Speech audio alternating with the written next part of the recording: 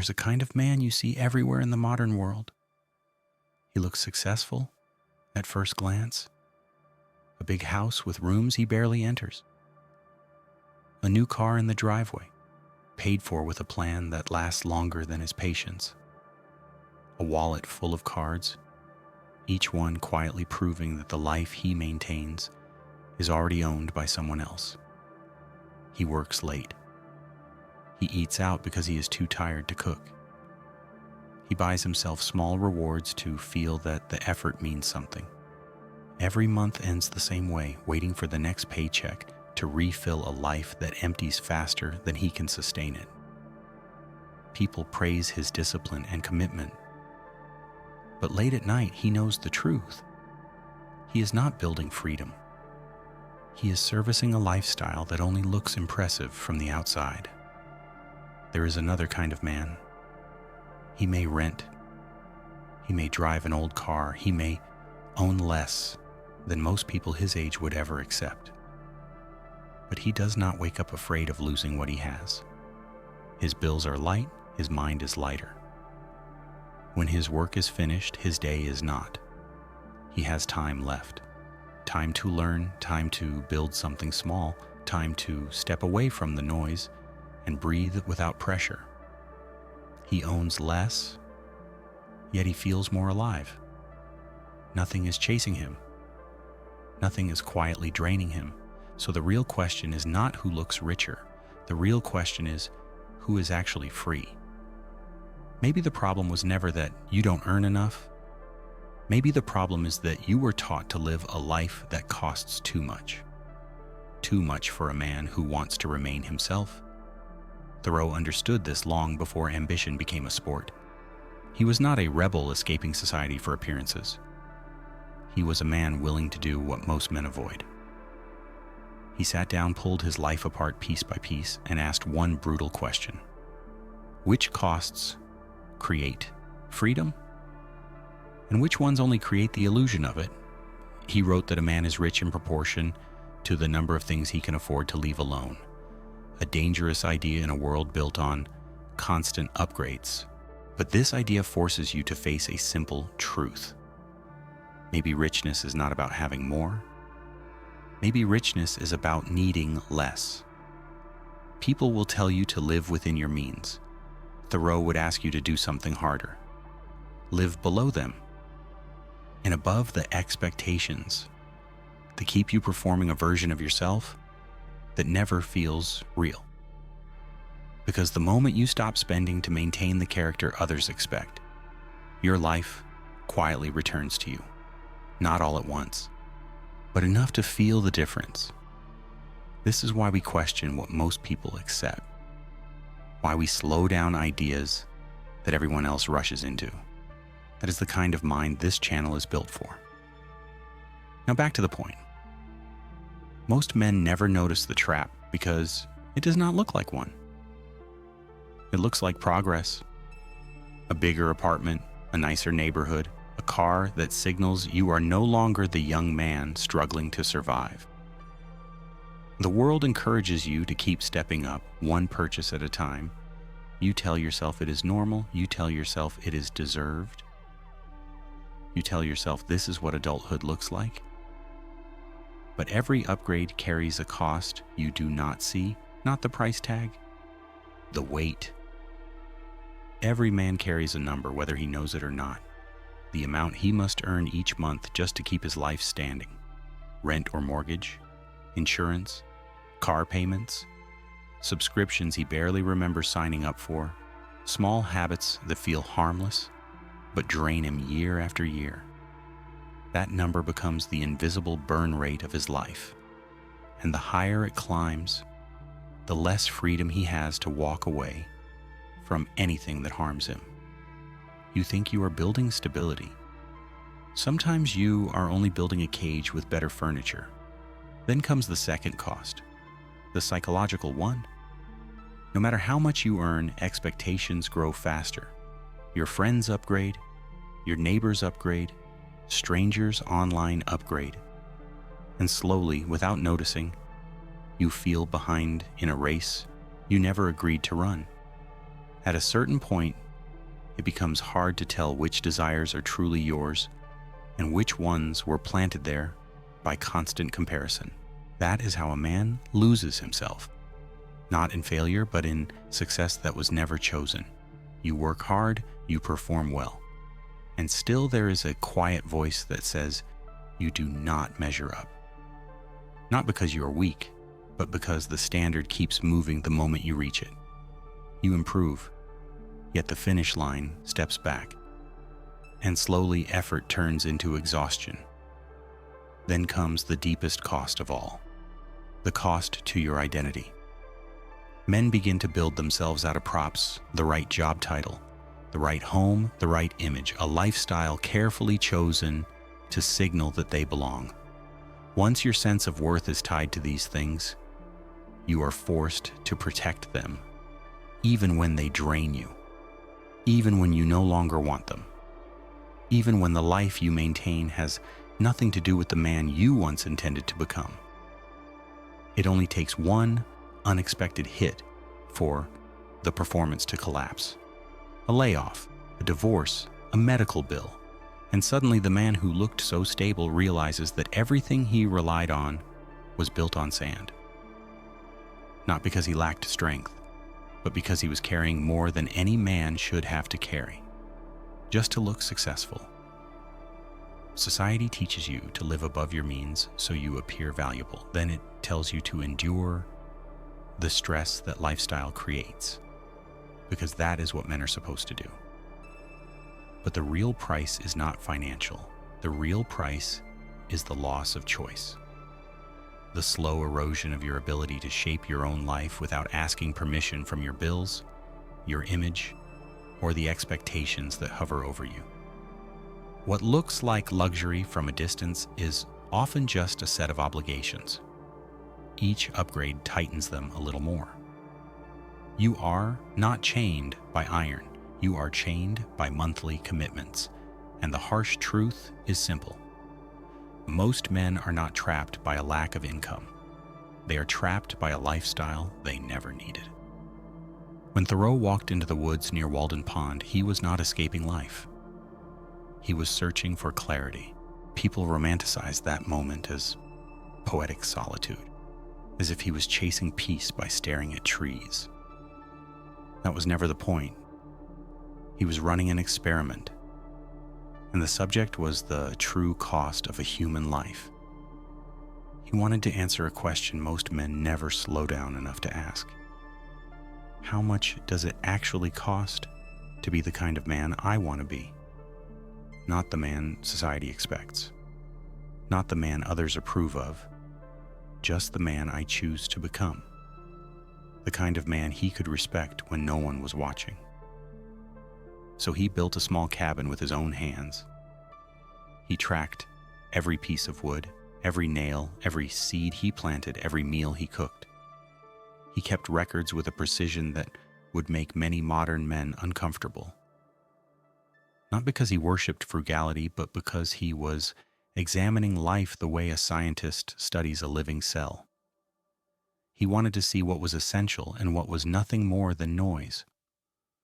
What he discovered in that small cabin became a quiet blueprint for freedom. Not a list of rules, but a set of observations. 3 of them stand out.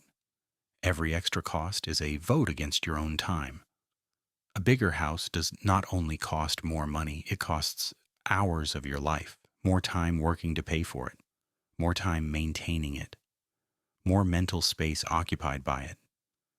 Every addition to your lifestyle quietly steals hours that could have been used to rest, to think, to grow, to become. You believe you are buying comfort. Often you are only renting exhaustion. The second insight was sharper. Possessions possess you. The more you own, the more you must protect, manage, and worry about losing. A nicer car changes how you park. A larger home changes how you spend your weekends. New devices change where your attention goes. People think they own their things, but more often than they realize, their things end up owning them. Then came the third realization. Simplicity is not deprivation, it is concentration. He did not reduce his life to suffer less. He reduced it to see more. With fewer distractions, his mind sharpened. With fewer obligations, his days opened. With fewer financial demands, he gained something men now chase desperately: presence, time with himself, the ability to think instead of react. That is why his words about quiet desperation still strike so deeply. He saw men in his town who were not starving, not broken, not ruined. They had families, houses, jobs, and yet they moved through life as if their souls were buried under the weight of things they did not even enjoy. They were not crushed by poverty. They were crushed by the unnecessary, by the pressure to prove they belonged, by the fear of appearing less successful than the men next door, by the silent panic of knowing they could not afford to stop, not even for a week. In Walden, Thoreau was not preaching minimalism. Он был гораздо опаснее. Он показывал цену жизни, которую большинство людей никогда не считают. He was performing an autopsy on the modern condition. He was asking himself, and every man who would come after him, a brutal question. Of all the things you are paying for, which ones help you live as a human being and which ones only help you play a role? Because freedom is not something you buy. It is something you uncover. And the first layer you have to peel away is the cost of pretending. Quiet desperation. Those were the words he used to describe most men he encountered. Not men struggling to survive, but men struggling to appear as if they were doing better than they truly were. They did not shout. They did not collapse. They carried their disappointment in silence like a stone in the pocket, always aware of the weight, never willing to take it out and face it directly. This kind of desperation is not created by poverty, it is created by expectation. The expectations of a world that is never satisfied with who you are, only with who you could become if you pushed harder and paid more. Everything around you whispers the same message. A man should look a certain way, live a certain way, spend a certain way. Fall below that line and you feel judged. Rise above it and the line quietly moves again. A young man gets his first decent job. The world expects a better car. He buys the car. Now the world expects a bigger place. He upgrades. Then it expects the lifestyle that matches it. And so he adjusts again. At no point does anyone stop to ask whether any of this makes him wiser, stronger, or freer. What matters is that he keeps up. So he does. Not because he truly wants these things, but because he is afraid of what it means if he stops wanting them. He fears looking like he is falling behind. He fears being seen as the man who is no longer progressing. He fears the raised eyebrows when he chooses simplicity over spectacle. Most men are not controlled by greed, they are controlled by embarrassment. Psychologists call it a status anxiety. You compare, you adjust. You measure yourself against people who are measuring themselves against someone else. The result is a quiet inflation of value. Your life feels worth less unless you constantly upgrade it. Once your identity is tied to the version of you that others approve of, every day becomes an effort to protect that version, even when it drains you, even when it betrays who you actually are. Loss hurts more than gain feels good. So once you adapt to a lifestyle, falling below it feels like failure. Even when that fall would buy your freedom back, your ego becomes invested in the life you perform, not the life you live. And that ego will fight hard to keep you inside the story that earns applause, even when that story is slowly suffocating you. This is why Thoreau's choice was so radical. He simplified his life not far away, but right next to the town where he grew up, where people knew him, where judgment was loud, where expectations were heavy. He chose to look like he had less so he could become more. That is what living above expectations really means. not impressing others, not rising higher in their ranking, but stepping outside the game they use to rank each other. The truth is harsh, but freeing. Living expensively has never made a man stronger. It has only made him more dependent on the illusion. Real strength belongs to the man who can put down what the world demands he carry and still stand upright. Thoreau understood something most men avoid. If you are not brave enough to look less impressive to others, you will never be brave enough to live honestly with yourself. In the modern world, living below your means is often treated as a sign of failure, but that is because most people misunderstand power. Real power has little to do with showing wealth. It has everything to do with the ability to walk away from work that degrades you, from expectations that drain you, from lives designed by someone else. And nothing controls a man more effectively than a lifestyle that costs more than his freedom can afford. When you lower your costs, you are not depriving yourself. You are positioning yourself. You are removing the leverage the world holds over you. You are creating space to choose your battles instead of being forced to fight all of them at once. When a man dares to live below his means, he gains 4 kinds of power. The first is the power to say no. Most men cannot say no, not to their boss, not to clients, not even to people close to them.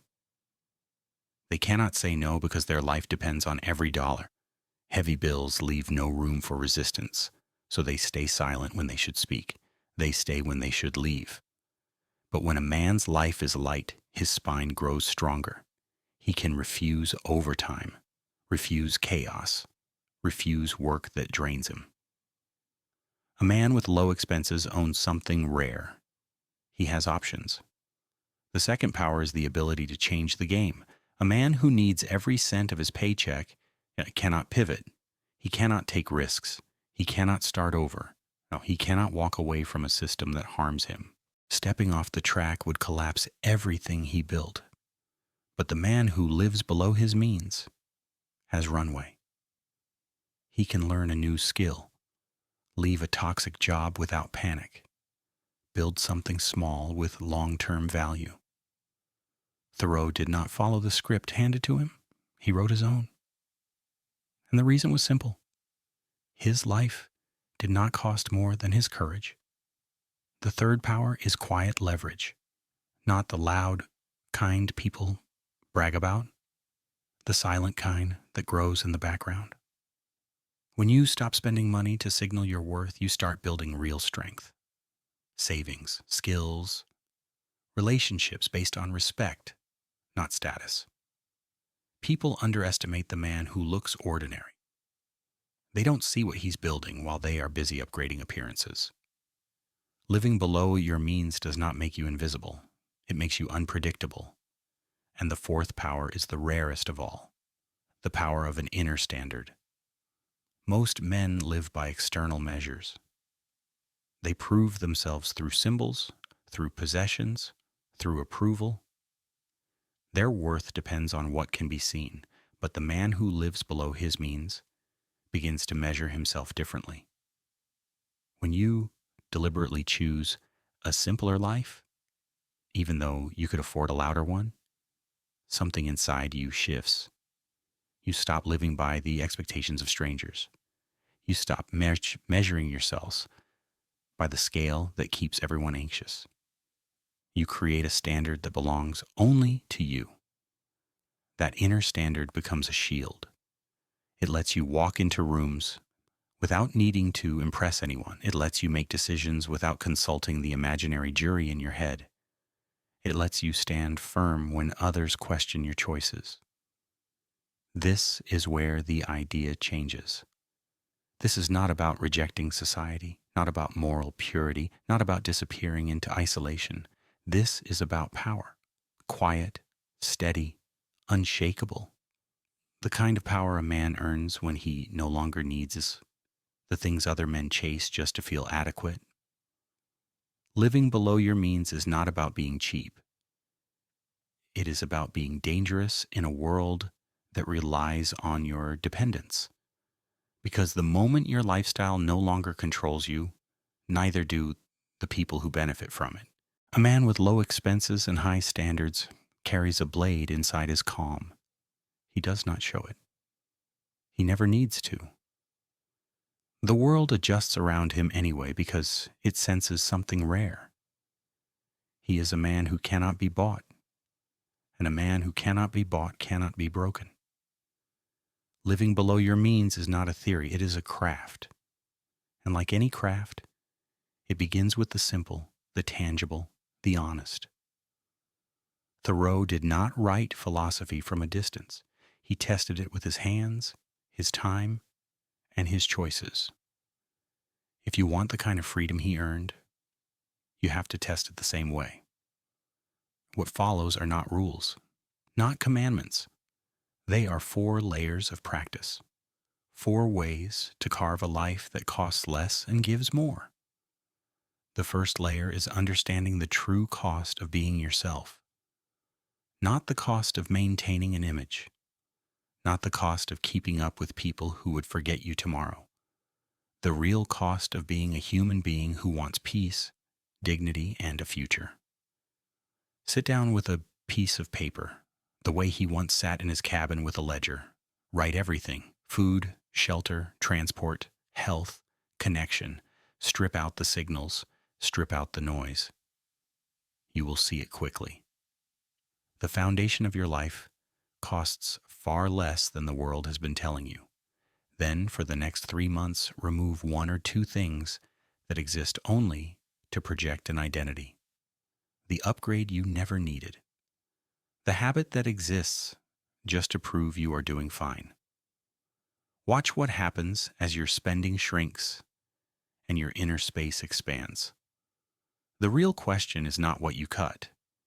It is what returns to you when you do. The second layer is confronting expectation. Most of what you buy is not for you.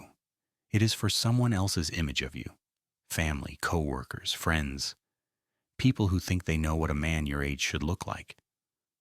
Write down 5 expectations you feel pressured to meet. You will recognize them immediately once they are on paper. Then choose one to defy, on purpose.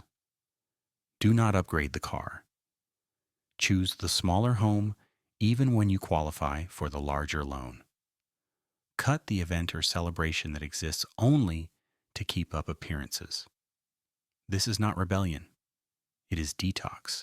If you cannot tolerate the discomfort of disappointing a few people, you will never survive the weight of living a life that is not yours. Living below your means is a stress test for your identity. It reveals whether you serve your life or your life serves your image. The third layer is adjusting your environment. A man's spending is rarely about money. It is about the circle he stands in. Look closely at the people you spend most of your time with. Do they require you to buy your belonging? Do you have to spend to keep up? Do you have to signal value to avoid judgment? If the answer is yes, you are surrounded by mirrors, not allies. Build a smaller circle. Different values. 1 or 2 people who prefer depth over display. Conversations about purpose, not purchases. Ambition that grows inward before it ever grows outward. Thoreau did not disappear into the wilderness. He simply stepped far enough away from the noise to hear himself think. You do not need a cabin. You need a circle where your value is not measured by your lifestyle. The 4th layer is deciding what to do with the time and space you gain. Because a simpler life without deeper purpose turns into boredom. And boredom quietly turns back into spending. This is where most men fail. They cut expenses, but they do not cut emptiness. So ask the harder question. What will you do with the hours you reclaim? Learn something that increases your leverage. Write, build, train. Start a small project that belongs only to you. Develop the ability to create, not just consume. This is what Thoreau did with his time. He observed, he studied himself, he wrote a book that outlived every house, every possession, every man of his generation who tried to impress the town. He invested in what compounds forever. His mind, his clarity, his character. You do not save money, you buy back your life. And what you do with that life determines whether simplicity becomes strength or just another phase. A man who lives below his means gains something rare, a quiet surplus of time, of attention, of options, of self-respect. From that surplus, every powerful decision becomes possible. Most men spend their lives trying to look successful to people who are not even paying attention. They work themselves into exhaustion to protect an image that gives them no peace. They upgrade and upgrade again, hoping that somewhere on the other side of all that spending, they will finally feel like they have arrived, but the finish line keeps moving. And by the time they notice, the best years of their lives have already been traded away for things they barely remember buying. Thoreau understood what most men never do. A life that costs too much will always own you. It does not matter how much you earn. It does not matter how impressive you look. If your lifestyle controls your choices, you are not living. You are maintaining. Living below your means is not about living small. It is about living consciously, about refusing to let the world decide how expensive your life must be, about stepping out of the race long enough to ask the question few men dare to ask. Does any of this make me the man I want to be? When you strip away expectations, the noise, the pressure to perform, something unexpected happens. You begin to see yourself clearly, not the character built to impress others, not the version held together by fear and comparison. The real you, the man who values depth over display, freedom over validation. A life that feels right, not one that merely looks right. Because in the end, the world does not remember the men who spent the most. It remembers the men who lived with intention, the men who walked their own path even when others whispered, the men who refused to let expectation crush the truth of who they were. So ask yourself one final question. Are you trying to become wealthy in the eyes of people who do not walk your path? Or are you trying to become wealthy in a way only you can measure? Through clarity, through freedom, through the quiet confidence of a man who needs less because he knows he is more. Dare to live below your means and above their expectations. Because the life you want has never depended on what you can buy. It has always depended on what you are willing to walk away from.